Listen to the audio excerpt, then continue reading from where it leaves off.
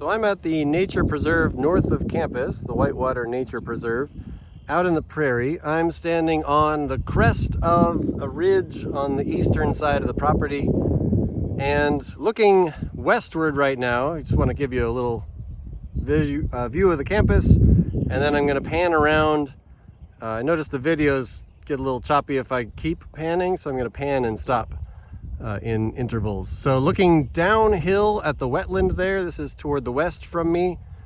Moving over to the next snapshot. Not too much different. So you notice we don't have any trees in the foreground. So all this part we would call prairie. Not a tree in sight really for most of this.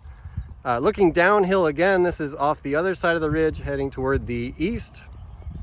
There's a little bit toward the road there. And you might have noticed we didn't have a lot of flowers that are really obvious. So this is 10th of June.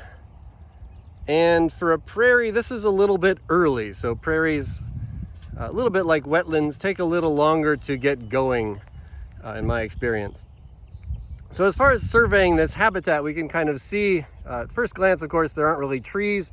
There's a little bit of a hint of savanna over here. We've got some bur oaks, which are a savanna tree. They're spaced pretty far from each other, so not really a forest, but covering that portion of the prairie. We'll get down into the wetland and show you what that looks like a little bit later.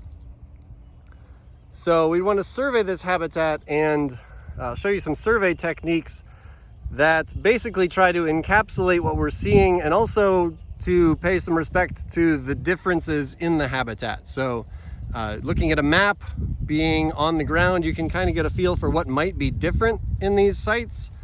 So we might expect some differences in the plant communities as we move off the ridge down to the wetland. Even from this distance, I can see we've got some wetland plants around the wetland, so cattails and plants that can tolerate much more standing water.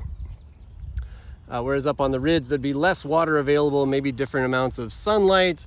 Wind might affect the ability of seeds to disperse to a particular area, and so on. So I'll show this to you in the map, and we can sort of plot our survey strategy, and there's a variety of survey strategies we could take.